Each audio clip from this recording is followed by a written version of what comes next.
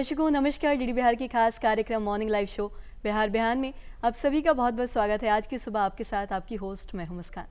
दर्शकों, नए दिन की शुरुआत हो चुकी है और नए दिन की शुरुआत में हर रोज़ आपके समक्ष उपस्थित होते हैं हम और आपको रूबरू कराते हैं एक विशेष मेहमान के साथ। और जब भी हम किसी सफल व्यक्ति से बातचीत करते हैं तो हम ये समझ पाते हैं कि जो सफलता है वो आसान तरीके से प्राप्त नहीं होती और ना ही इसका कोई शॉर्टकट तरीका होता है। इसे प्राप्त करने के लिए कड़ी मेहनत, लगन, समर्पण इत्यादि के साथ दृढ़ निश्चय की भी आवश्यकता होती है और सफलता प्राप्त वही कर सकते हैं जो दृढ़ निश्चय के साथ अपने लक्ष्य का पीछा करते हैं। और साथ ही इसका लाभ वो लोग बिल्कुल नहीं उठा सकते जो लक्ष्य में सफल होने का केवल सपना देखते हैं और इसके लिए किसी भी प्रकार की कोई भी मेहनत नहीं करते हैं। और साथ ही दर्शकों, बचपन से हम सभी एक चीज़ सुनते आ रहे हैं कि जब भी हम किसी अच्छी चीज़ की शुरुआत करते हैं तो हमेशा हमें अच्छा सोचना चाहिए, सकारात्मक रखना चाहिए और साथ ही अच्छे विचार रखने चाहिए। इससे होता क्या है कि जो हमारे बिगड़ते काम हैं वो भी बन जाते हैं। तो दर्शकों, चलिए आज के दिन का और कार्यक्रम का आगाज करते हैं महात्मा गांधी द्वारा कहे अनमोल वचन के साथ।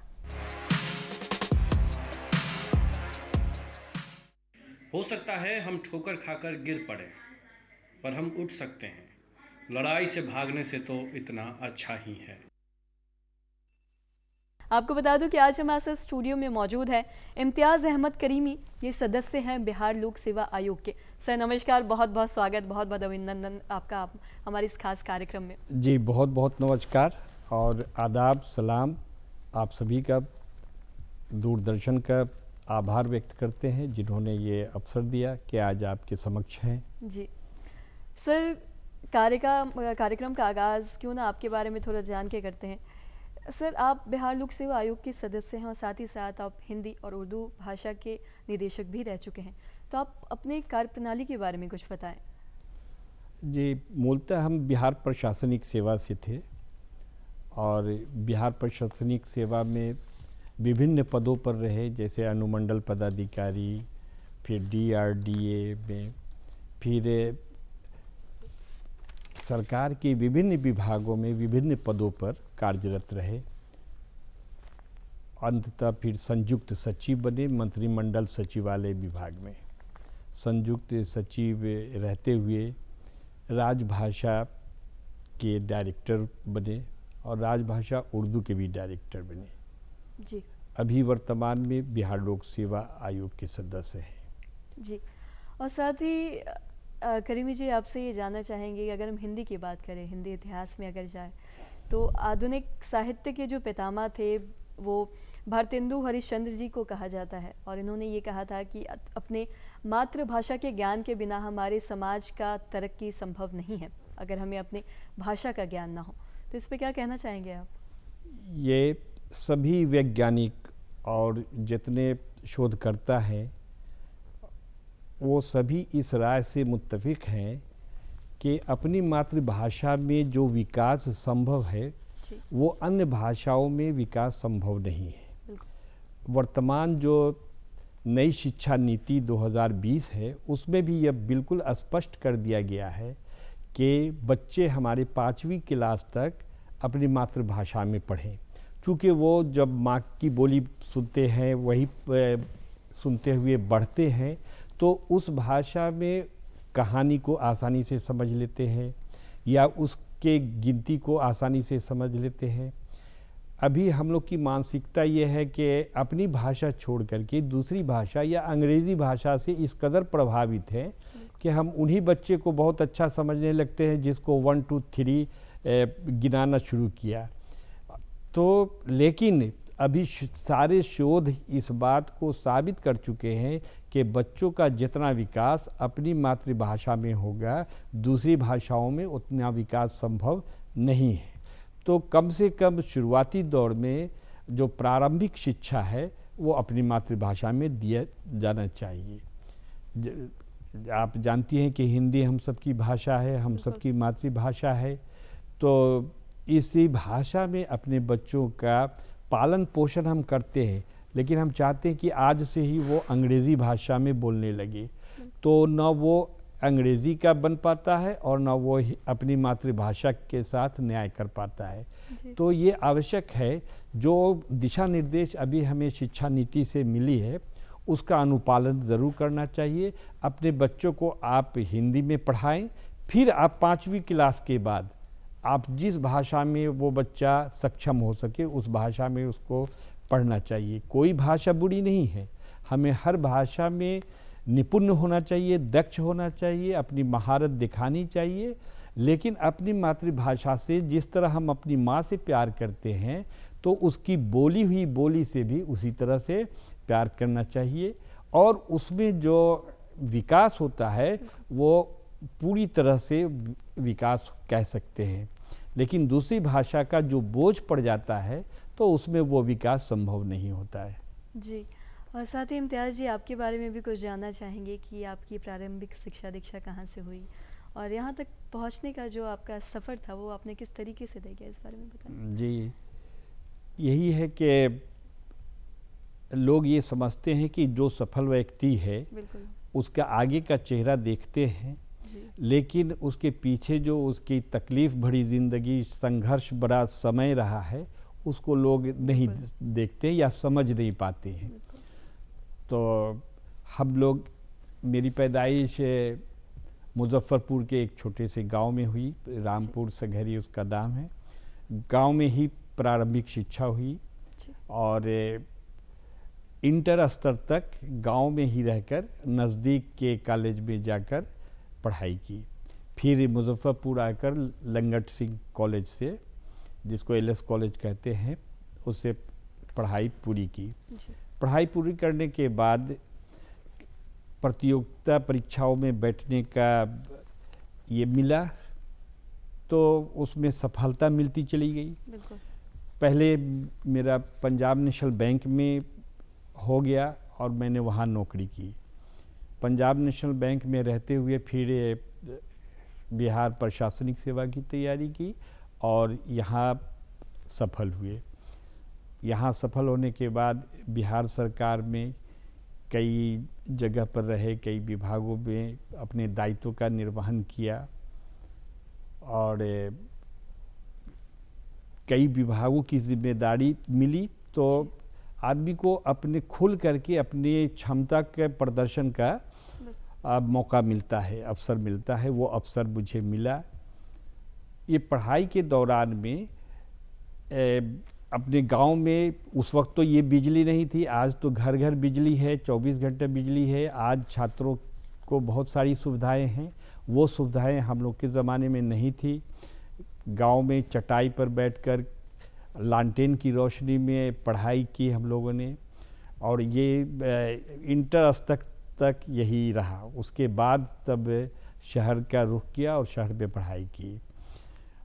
लेकिन कभी भी घर का बहुत पैसा खर्च नहीं किया और ये था कि जो बच्चे पढ़ने आते थे तो हम उसको पढ़ाते थे और इस तरह से अपनी पढ़ाई पूरी की। पूरी करने के बाद बस अभी पढ़ ही रहे थे कि फिर बैंक में हो गया। बैंक में होने के बाद फिर प्रशासनिक सेवा में हो गया। प्रशासनिक सेवा के बाद अभी बिहार लोक सेवा आयोग, जहाँ से हम लोग का चयन हुआ था, फिर अभी उसी संस्था में हम हैं। ये सौभाग्य है हमारा कि हम जहाँ से परीक्षा पास करके, जहाँ से इंटरव्यू दे करके गए थे, आज उस जगह पर हैं। तो हम बात कर रहे थे कि हम लोगों ने भी हिंदी में ही पढ़ाई की और हिंदी में ही प्रतियोगिता परीक्षाएं दी और हिंदी ही की पढ़ाई करने के बाद भी बैंक में कामयाब हुए। जबकि उस समय तो बैंक में इंग्लिश ही मेन सब्जेक्ट हुआ करता था और रीजनिंग, मैथ्स जो आज भी है। लेकिन तो किसी भी भाषा को या अपनी मातृभाषा को किसी भाषा से कम नहीं समझना चाहिए, कम नहीं आंकना चाहिए। अपनी मातृभाषा में अगर बच्चे को कहानी सुना दे तो वो कहानी, उसको राजा रानी की कहानी हो, परियों की कहानी हो, जो अखलाकी कहानी है, नैतिकता की कहानी है, तो ये सब सुनाने पर उस बच्चे में वैसा संस्कार पैदा होता है। इसलिए आसानी से उसको समझाया जा सकता है, सुलझाया जा सकता है। जी, और वो कहते हैं ना कि जब भी हम किसी सफल व्यक्ति को देखते हैं तो हम सोचते हैं कि कितनी आसानी से इन्हें सब कुछ मिल गया, लेकिन ऐसा नहीं होता। उन्होंने भी कड़ी मेहनत, समर्पण और अपना सब कुछ मतलब इसके लिए दे देते हैं सफल होने के लिए। और साथ ही करीमी जी, जब हम बात करते हैं हिंदी साहित्यकारों की तो हमारे दिमाग में आते हैं हरिवंश राय बच्चन, मुंशी प्रेमचंद, महादेवी वर्मा। इन साहित्यकारों की जब हम बात करते हैं तो हमारे दिमाग में एक आसान शब्दों में लिखी हुई रचना हमारे दिमाग में आती है, जिसे एक 5 साल का बच्चा भी समझ सकता है और चाहे वो 50 साल का कोई बुज़ुर्ग हो, वो भी इनकी रचनाओं को आसानी से पढ़ सकता है और समझ सकता है। तो अगर हिंदी की हम बात करें तो हिंदी के उत्थान में आज जिस शिखर पर हमारा हिंदी है, उसमें इन साहित्यकारों का कितना बड़ा योगदान समझते हैं आप? साहित्यकारों ही ने तो हमें ये भाषा दी है। जी अगर साहित्यकार नहीं होते तो हमें इस रूप में हिंदी नहीं मिलती। तो हिंदी का इतिहास, हिंदी भाषा का इतिहास तो वेदों से मिलता है। जी तो इसको हम जोड़ते हैं 1000 साल से, इसकी शुरुआत को मान लेते हैं कि 1000 से लेकर के 1300 तक ये इसका प्रारंभिक काल है। जी और उसके बाद 1350 से 1850 को हम लोग भक्ति काल कहते हैं। जी इसमें भी बहुत साहित्यकार हुए और कविताएं कहीं कबीरदास, तुलसीदास और जो भक्ति कहते हैं मलिक मोहम्मद जायसी, रहीम, अब्दुल रहीम खान खाना वगैरह बहुत सारे कवि हुए। तो असल उत्थान इसी समय हुआ हिंदी का पद में। रामचरितमानस जैसी महाकाव्य वजूद में आई, लिखी गई, आज वो घर घर में है। तो रामचरितमानस को हिंदी साहित्य का विश्व में उसको स्थान प्राप्त है। वो 10वें स्थान पर, अंतर्राष्ट्रीय साहित्य में 10वां स्थान प्राप्त है। फिर आगे चलकर जब 1350 से लेकर के 1850 तक भक्ति काल है, 1850 से लेकर के और अब तक को हम 2 खंडों में बांट सकते हैं, जिसमें आपने कहा अब भारतेंदु हरिश्चंद्र की बात। जी, जी। तो उन्होंने सरल भाषा में और गद्य की तरफ ध्यान दिया। उन्होंने विभिन्न विधाओं में अपना कौशल दिखाया। ऐसे उनका साहित्यिक जीवन केवल 38 साल ही रहा, लेकिन इस कम अवधि में भी उन्होंने जो कमाल दिखाया, जितनी रचनाएं की, जिन विधाओं में अपना जौहर दिखाया, जैसे कविताएं तो लिखे ही, उपन्यास भी लिखे, नाटक भी लिखे, जीवन वृत्तांत भी लिखे, निबंध और लेख लिखे। तो उस वक्त जो आज़ादी के जज्बे से लोग सरशार थे, जो स्वतंत्रता के दीवाने थे, उन लोगों ने हिंदी भाषा को एक संपर्क भाषा के रूप में देखा और इसको फैलाया। संपर्क भाषा के तौर पर लोगों में जोश भरने के लिए इस भाषा का खूब उपयोग किया गया।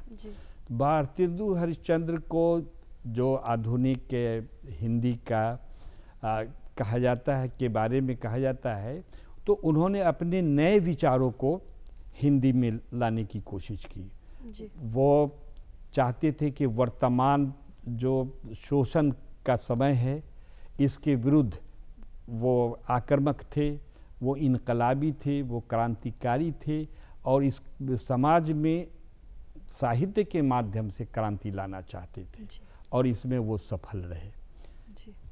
उस समय की हिंदी, उसके बाद से हिंदी बड़े आसान शब्दों में थी।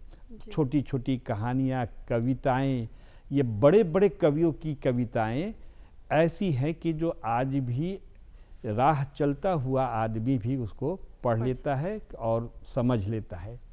तो इसीलिए कहा जाता है कि ये हिंदी जो है जन जन की भाषा है, हर मन की भाषा है, खेत और खलिहान की भाषा है, दिल से निकलने वाली और दिल तक पहुंचने वाली भाषा है। तो इस भाषा में आज भी सभी इसको सुनते हैं, इसकी गज़लों को सुनते हैं, इसको समझते हैं। अगर न समझे फिर भी उससे खूब आनंदित होते हैं। तो आज तो ये घर घर की भाषा है। चाहे वो पूरे हिंदुस्तान की बात की जाए, कश्मीर से कन्याकुमारी तक, तो सारे लोग हिंदी बोलते हैं, समझते हैं और उन तक हिंदी है। जी। और जब हम हिंदी में बात करते हैं तो हम एक दूसरे से कनेक्ट कर पाते हैं, एक दिल से दिल मिलता है कि हमारी चीज़ों को हम बहुत आसान तरीके से समझा पाते हैं। वो चीज़ अगर हम इंग्लिश की बात करें तो उसमें उतना नहीं देखा जाता है।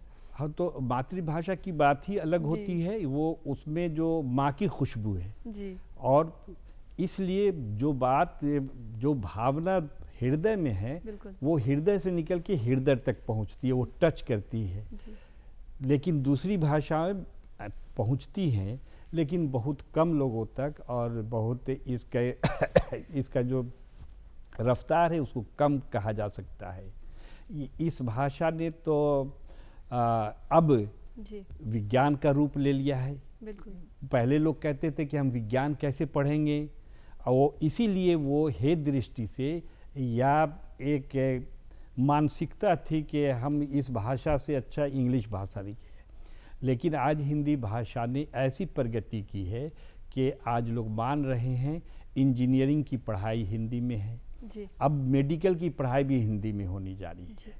तो जब पेशेंट कोई बात कहता है बीमारी के बारे में वो हिंदी में कहता है, जी।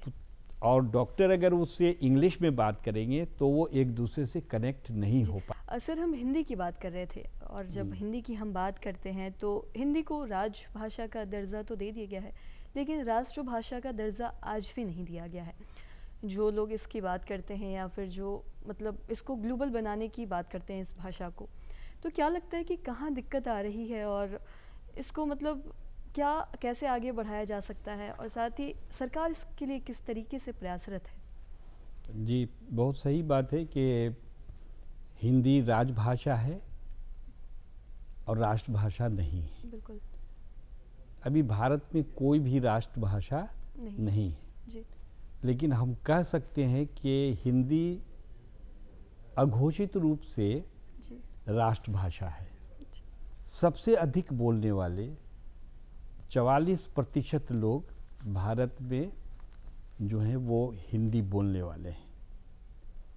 इसके अतिरिक्त पूरी दुनिया के 150 देशों में हिंदी बोली जाती है, जो भारत के लोग वहाँ रहते हैं। लगभग 600 विश्वविद्यालय में हिंदी पढ़ाई जाती है, भारत और विश्व स्तर पर। इधर कुछ वर्षों में हिंदी का मान सम्मान बहुत बढ़ा है और अब इसके नज़दीक सिर्फ घोषणा होना बाकी है कि ये राष्ट्रभाषा है। ऐसे सभी बोलने वाले जो और समझने वाले पूरे भारत के वासी हिंदी को खूब समझते हैं, खूब बोलते हैं, और हिंदी को किसी से बैर नहीं है। हिंदी हर भाषा का सम्मान करती है। 14 सितंबर 1949 को संविधान सभा के द्वारा हिंदी को राज्य की भाषा यानी केंद्र सरकार में कामकाज की भाषा को राजभाषा कहते हैं जी। को स्वीकार किया गया। बहुत विचार विमर्श के बाद, बहुत लंबे विचार विमर्श के बाद, और अंग्रेज़ी को भी रखा गया। फिर अंग्रेज़ी का समय बढ़ता गया और आज तक बढ़ता आ रहा है। लेकिन वास्तविकता ये है कि अब भारत सरकार के कार्यालय में भी और अन्य राज्य के राज कार्यालय में भी हिंदी में कार्य हो रहे हैं। जी। बिहार पहला स्टेट है, पहला राज्य है कि जहाँ हिंदी को राजभाषा का दर्जा मिला जी। पूरे भारत में। यहाँ की भाषा हिंदी थी, यहाँ स्वीकार करने में कोई कठिनाई नहीं आई, और कार्यालय से में जो अंग्रेज़ी में काम करने की संस्कृति थी उसको धीरे धीरे समाप्त किया गया। तो हम आशावादी हैं और हम उम्मीद करते हैं कि बहुत जल्द हिंदी को राष्ट्रभाषा का दर्जा मिल जाएगा, और अघोषित रूप से हम मान रहे हैं कि हिंदी को राष्ट्रभाषा का दर्जा मिला हुआ है। जी। सभी इसमें बोलते हैं, सभी समझते हैं, इसकी फिल्में पूरे भारत में देखी जाती है, समझी जाती है। दूसरे देश मॉरिशस है, गुयाना है, ट्रिनिडाद है, ये सब में दूसरी भाषा हिंदी है। कई कई कंट्री की भाषा, देश की भाषा हिंदी है। जैसे मॉरिशस बताया, यानी दूसरी भाषा के रूप में है, वहाँ बोलने वाले बहुत हैं। तो इसलिए तो इसको विश्व स्तर पर अब इसकी मान्यता बहुत बढ़ गई है, बल्कि पूरे अब कई हजार भाषाएं हैं विश्व में। उन भाषाओं में हिंदी चौथे स्थान पर बोली जाने वाली भाषा है। तो इसको अब मान लिया जाए कि ये राष्ट्रभाषा है। जी। तो और जी, शान हमारी हिंदी, जान हमारी हिंदी, हिंदी देश के हम वासी, पहचान हमारी हिंदी। बिल्कुल, तो बिल्कुल, हिंदी से हमारी पहचान है। बिल्कुल। मान इसे दो, सम्मान इसे दो, स्वाभिमान हमारी हिंदी।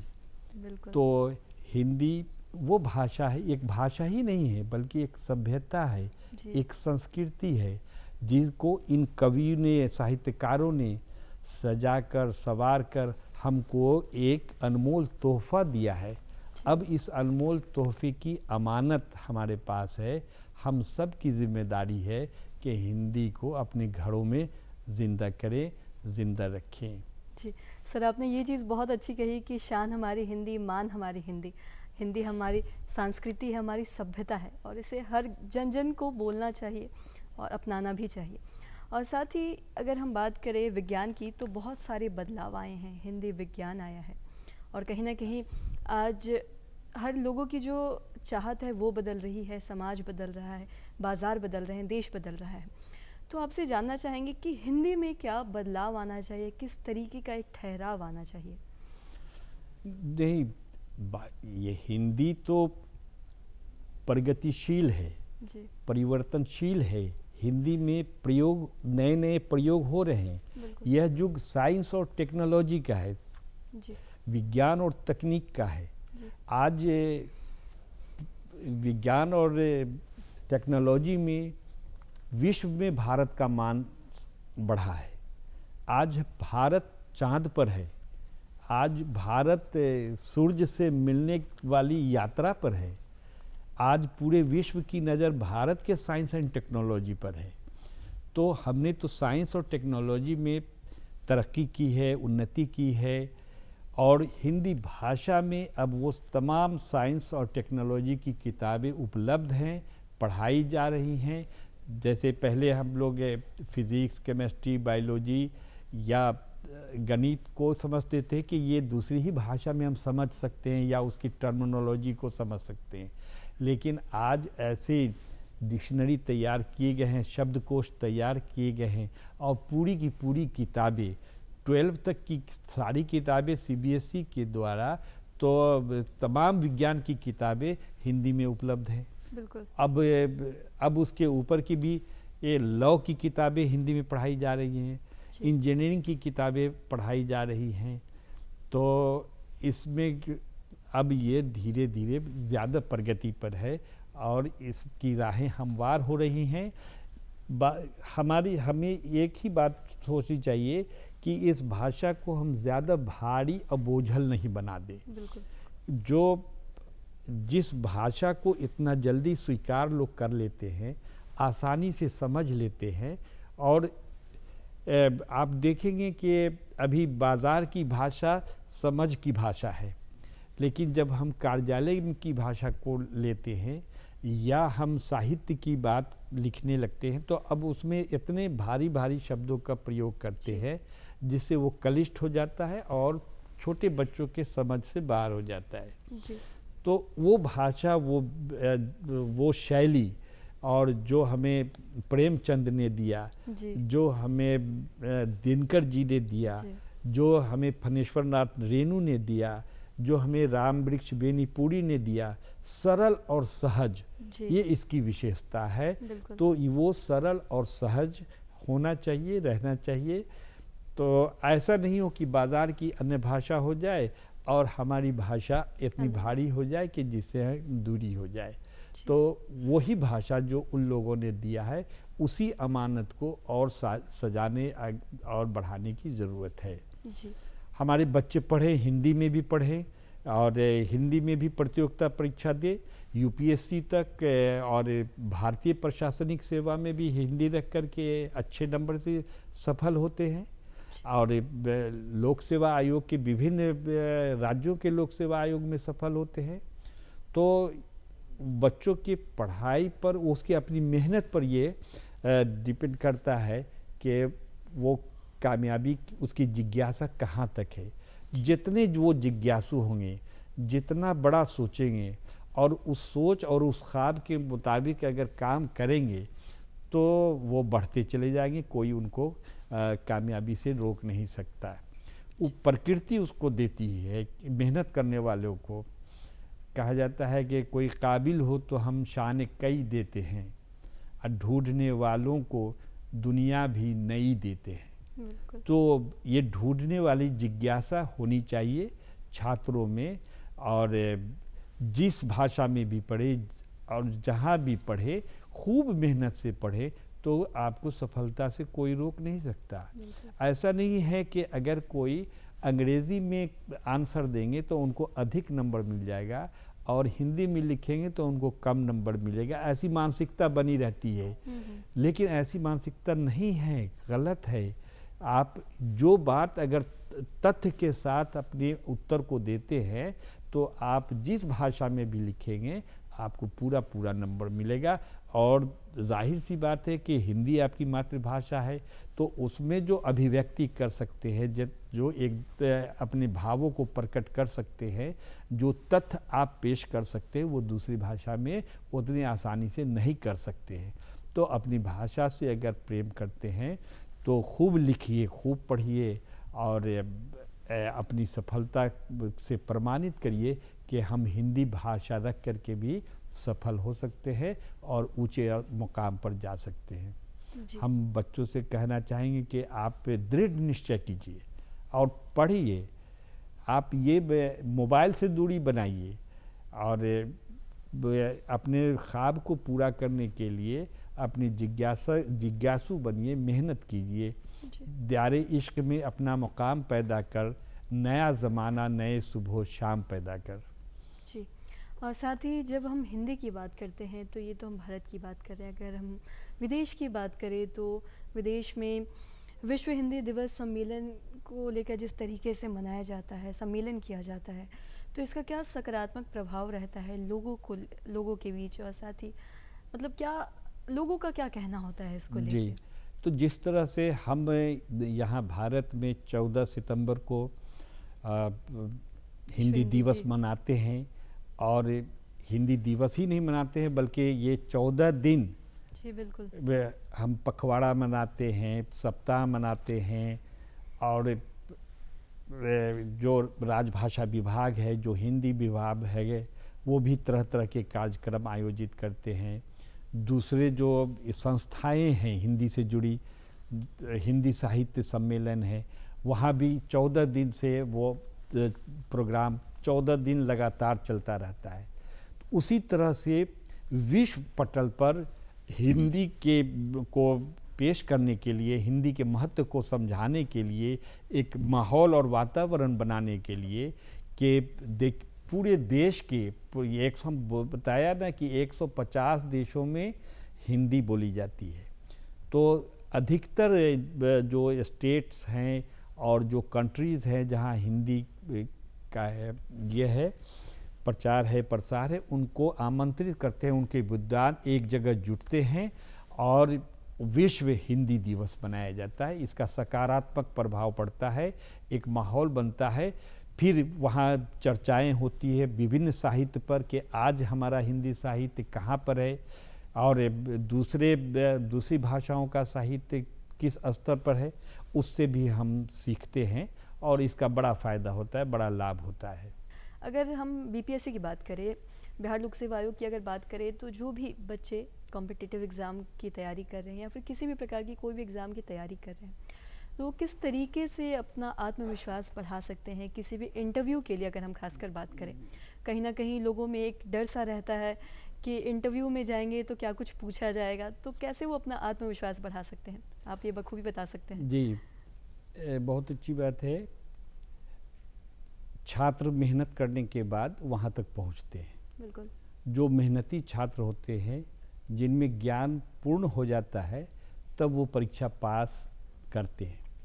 परीक्षा पास तो पहले लिखित एक प्रारंभिक परीक्षा होती है, 3 परीक्षा से गुजरना पड़ता है वहाँ। जी। एक प्रारंभिक परीक्षा, फिर मुख्य परीक्षा और फिर इंटरव्यू।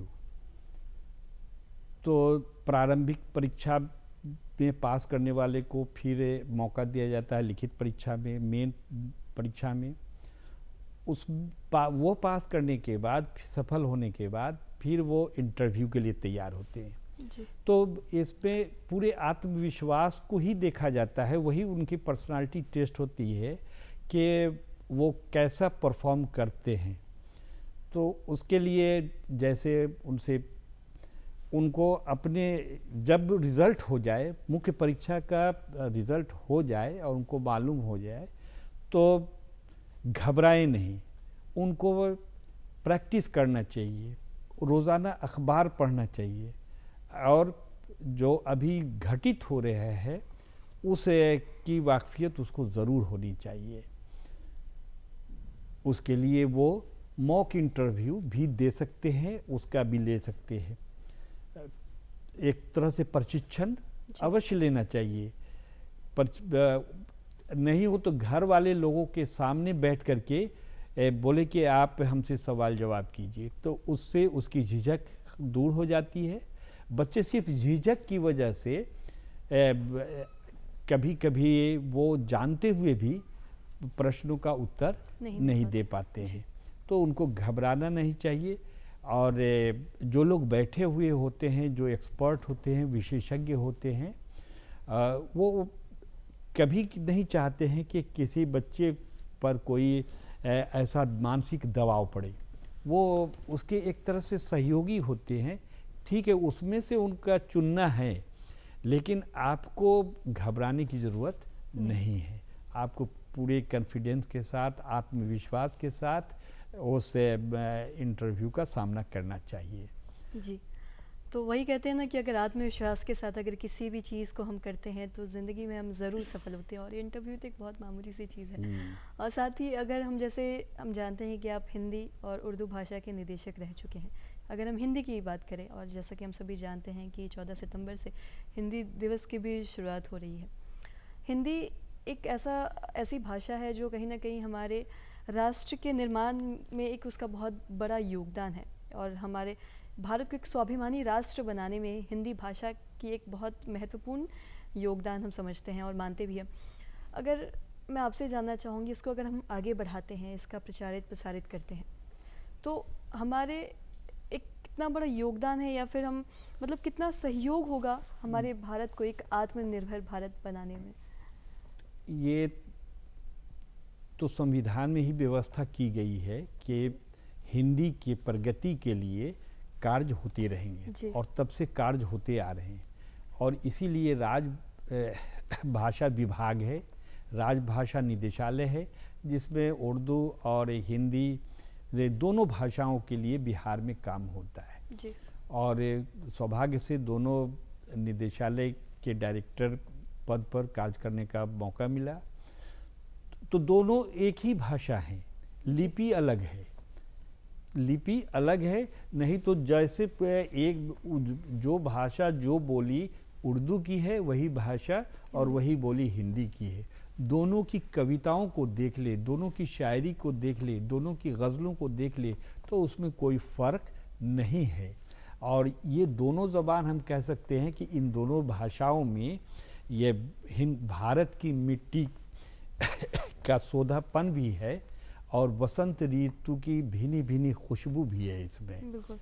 ये इस भाषा में कृष्ण कन्हैया के बांसुरी का सुरीलापन भी है, और राधा के पायल की झंकार भी है। क्या बात है। ये वो भाषा है जिसमें भजन कीर्तन की झंकार भी है, और किसानों के राग भैरवी की तान भी है। तो इस दोनों भाषा ने तो हिंदुस्तान को बहुत कुछ दिया है, बहुत ज़ीनत बख्शी है, बहुत हुस्न अता किया है। इस भाषा पर हमें गर्व है, हमें फ़ख्र है। हम कह सकते हैं कि ये भाषा हमारे लिए और हम सब के लिए प्यारी भाषा है। जी, और जैसा कि हम हिंदी और उर्दू की बात कर रहे हैं, अगर हम खासकर हिंदी की बात करें तो आज हर आदमी हिंदी बोलता है, लेकिन कहीं ना कहीं शुद्ध हिंदी बहुत कम लोग जानते हैं। अगर हिंदी विज्ञान की बात करें तो आज के युवाओं को शुद्ध हिंदी जानना या फिर हिंदी विज्ञान जानना कितना ज़रूरी समझते हैं? हाँ, हम हिंदी भाषा तो बोलते हैं, बिल्कुल, लेकिन व्याकरण के अनुसार ये नहीं गलत, बोलते जी। हैं।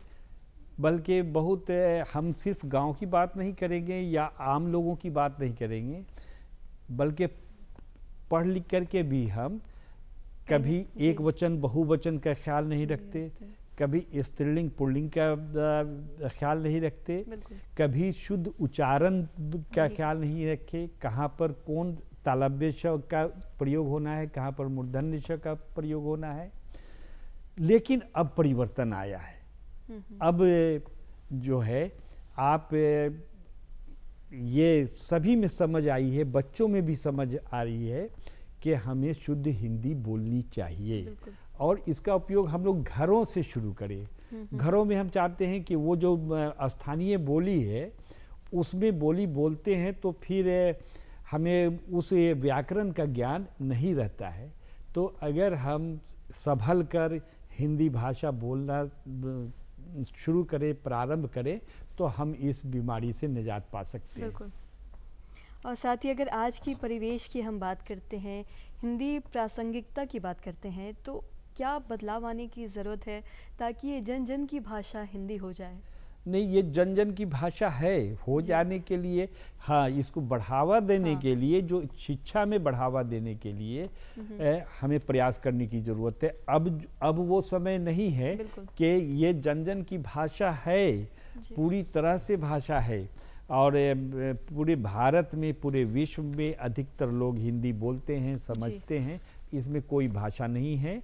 इस भाषा को जो इसका स्वरूप है, जो हमारे साहित्यकारों ने, जो हमें रामवृक्ष बेरीपुरी ने, जो प्रेमचंद ने, जो फणेश्वर नाथ रेणु ने जो भाषा दिया है, उसी पर हमें चलने की ज़रूरत है। उसको बहुत ज़्यादा, जैसे अगर उर्दू भारी क्यों है कि पर्शियन शब्दों का ज़्यादा प्रयोग हो गया, उसी तरह से हिंदी शब्द में अगर हम केवल संस्कृत शब्द ला दें तो बहुत भारी हो जाएगा।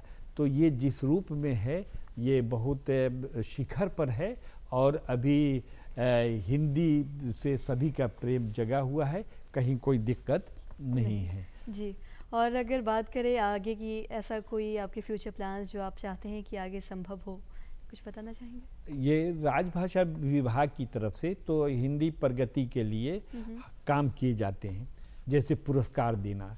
साल में 23 लाख रुपया के साहित्यकारों को पुरस्कार दिया जाता है, जिसका शिखर सम्मान राजेंद्र बाबू के नाम पर है, राजेंद्र प्रसाद शिखर सम्मान। इसमें 3 लाख का पुरस्कार दिया जाता है। उसी तरीके से और सब है। उसके बाद नामित पुरस्कार है 30-30 हज़ार का, कुल 15 और 10-25 पुरस्कार है। उसी तरह इसको बढ़ावा देने के लिए लिखने वाले के लिए कि कार्यालय में कौन अच्छा टिप्पणी लिखते हैं उनको पुरस्कार दिया जाता है। न्यायालय में न्यायाधीश, कौन से न्यायाधीश हिंदी में अपना निर्णय देते हैं तो उनको भी पुरस्कार दिया जाता है। तो ये सब है। और हमारा जो भविष्य की बात है तो हम साइंस में बढ़ना चाहेंगे कि हम साइंस में, विज्ञान में सुलभ और समझ में आ जाने वाली बातें हों, तो हिंदी फिर घर घर की भाषा होगी और तब साइंस में हम जितना आगे और दिखा सकेंगे कमाल। भारत ने तो आज ही कमाल दिखाया है, आज भी कमाल दिखाया है और आगे और इससे भी ज़्यादा कमाल दिखा सकते हैं। जी। तो हमें अपने सरकार तो अपना कहीं ना कहीं इसके लिए कुछ ना कुछ पहल कर ही रही, लेकिन अब ये जन जन की दायित्व है कि वो अपना कदम से कदम मिलाए और अपना भी भागीदारी और जन जन की ये इस भाषा को बनाए। साथ ही करीमी जी एक कुछ संदेश देना चाहेंगे हमारे जी, दर्शकों हम को? तो बच्चों से जुड़े रहते हैं, विद्यार्थी से जुड़े रहते हैं, हम उनको पढ़ने के लिए कहते हैं बिल्कुल। कि और माता पिता से भी कहते हैं कि अपने बच्चों को प्रेम से पढ़ाएं। 7 साल की उम्र तक विशेष ध्यान देना चाहिए, जी। उसके बाद मैट्रिक तक उसको साइंस से ज़रूर पढ़ाना चाहिए और फिर छोड़ देना चाहिए बच्चों पर। तो बच्चे खूब मेहनत करें और मेहनत से आगे बढ़ें तो वो अपने इसको पूरा कर सकते हैं। हम उनको कहना और कहते हैं चाहेंगे कि पढ़ेंगे लिखेंगे तभी आगे बढ़ेंगे और तभी हमारा देश भी बिल्कुल आगे देश बढ़ेगा। भी आगे बढ़ेगा, विज्ञान में आगे बढ़ेंगे। तो आज सबको साइंस पढ़ने की ज़रूरत है, जी। साइंस में और आगे बढ़ने की ज़रूरत है।